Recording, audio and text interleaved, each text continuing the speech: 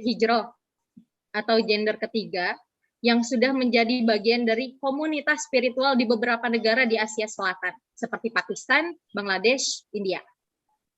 Ya, itu juga ada di Sulawesi Selatan, ada di beberapa daerah.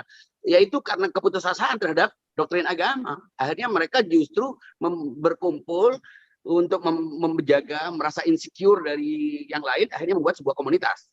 Dan akhirnya mereka karena tidak menemukan solusi agama formal dalam bentuk sebuah mereka akhirnya membuat pandangan-pandangan yang sebetulnya justru membuat mereka makin jauh dari pengakuan, dari penerimaan masyarakat. Menurut saya itu bukan solusi. Itu justru akibat dari dominasi agama irasional, agama yang tidak memberikan solusi.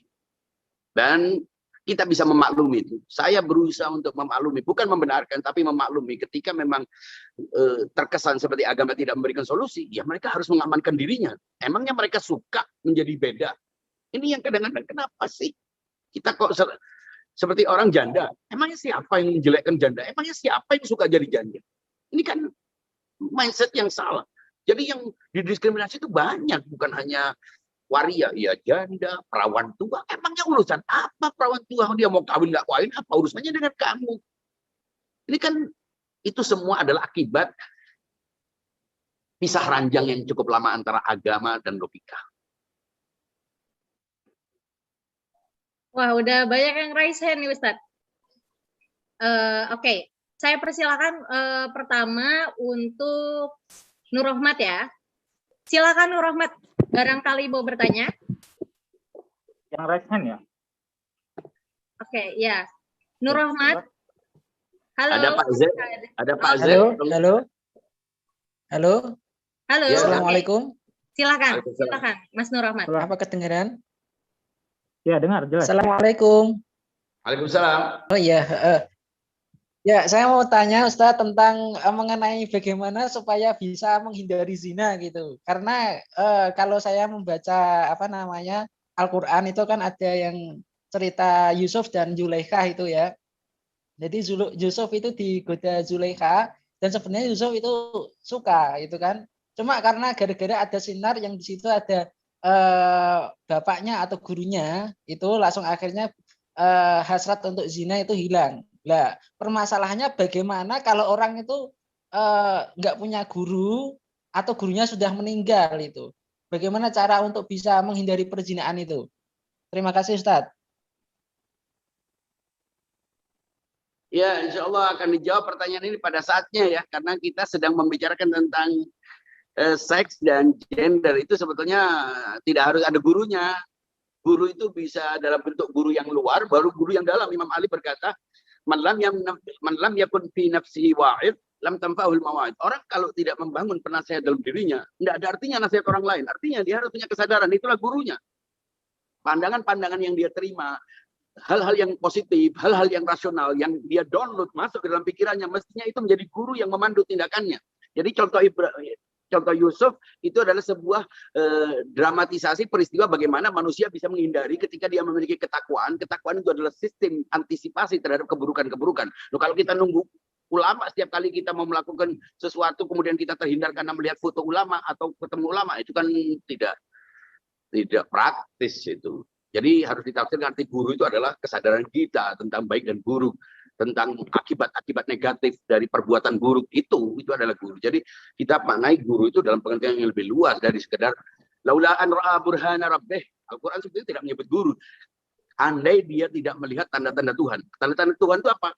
Ya kesadaran kita tentang baik dan buruk, melihat hari kiamat di wajah di depannya, melihat Allah dengan maha kekuasaannya. Itu semuanya bisa menghindarkan seseorang dari zina dan semua perbuatan-perbuatan buruk lainnya.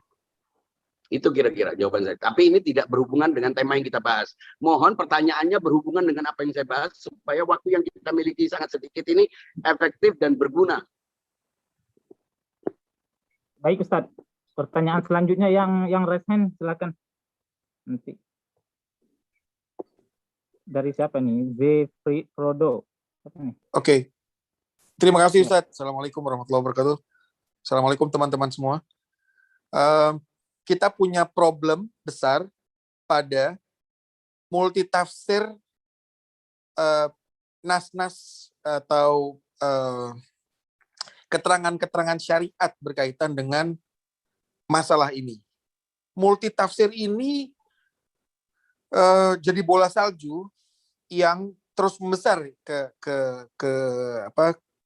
di zaman sekarang.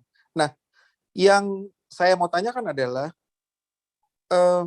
bukan cuma di masalah ini kan sebetulnya multitafsir ini, tapi pada masalah ini area yang begitu luas yang menjadikan problem besar pada misalnya bahwa di sebagian kalangan Islam menerima perubahan gender.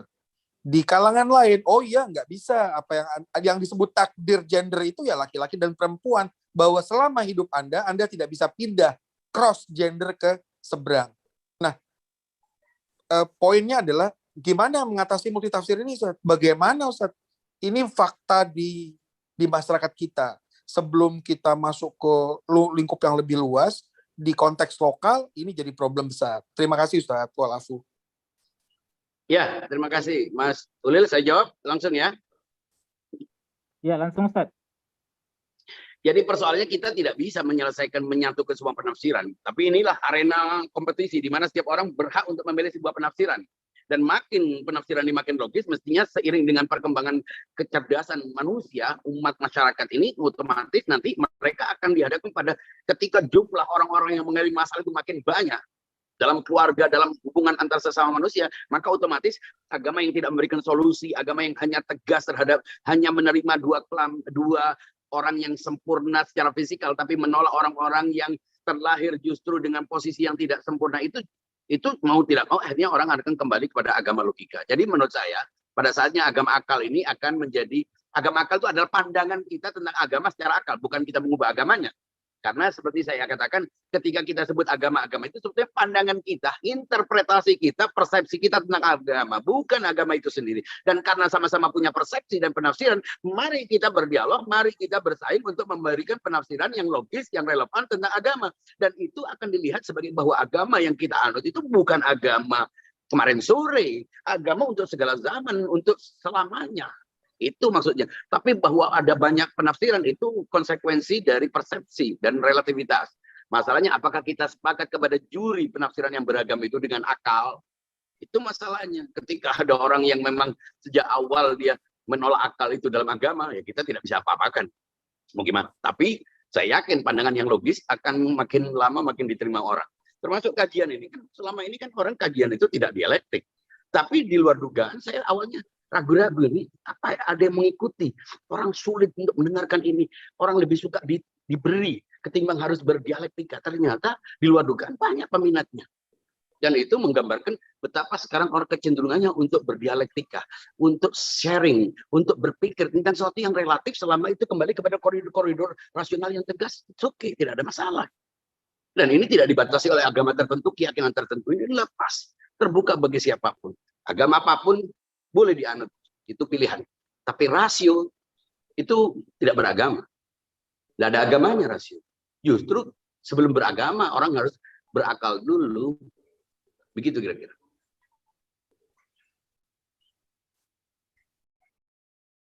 Oke. Terima kasih Ustaz jawabannya. Kita beralih kembali ke pertanyaan yang ada di chat room. Melihat dari Faiza SGF, melihat dari justifikasi masyarakat yang apa-apa serba dikaitkan dengan iman yang rapuh atau tidak kuat iman. Misal dalam hal disorientasi seks ini yang dikaitkan dengan alasan tersebut. Apakah orang yang agamis atau hidup dalam lingkungan agamis bisa memiliki probabilitas untuk mengalami disorientasi seksual? Terima kasih. Ya, siapa saja bisa mengalami disorientasi seksual. Bahkan dalam lingkungan pendidikan agama, ketika tidak memperhatikan aspek-aspek pergaulan secara benar, misalnya tidak dipisah sama sekali, laki dan perempuan tidak boleh berhubungan sama sekali sampai usia dewasa.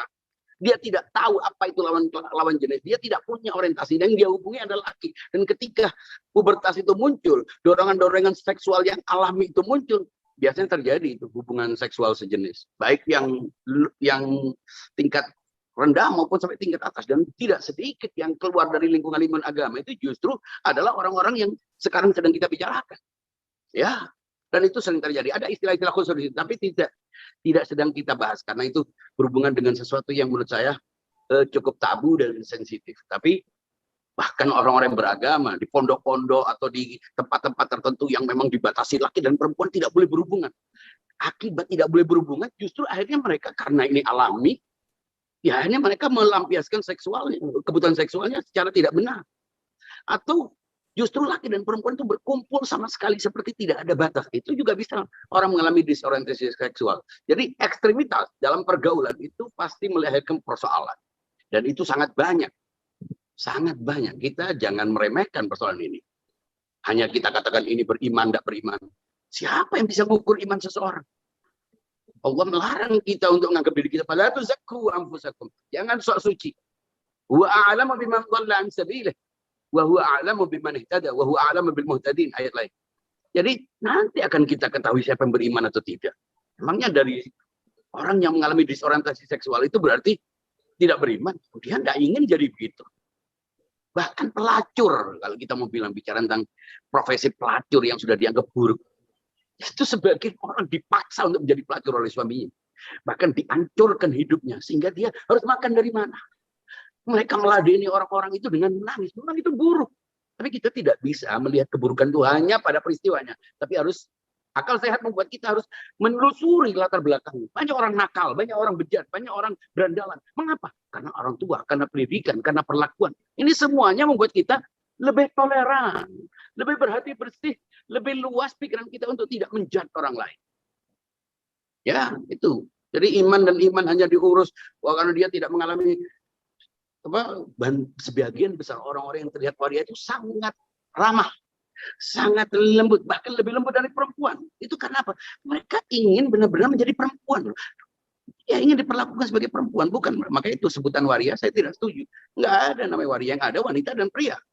Tinggal salah satunya yang punya masalah mempertegas identitasnya, mau jadi wanita atau pria. Sebutan waria itu saya secara pribadi menolak. Karena itu sama dengan mengkonfirmasi adanya kelamin ketiga. Baik yang lesbian maupun yang gay. Dua-duanya menurut saya adalah salah satu. Kalau nggak laki ya perempuan. Begitu. Apalagi secara logis memang begitu.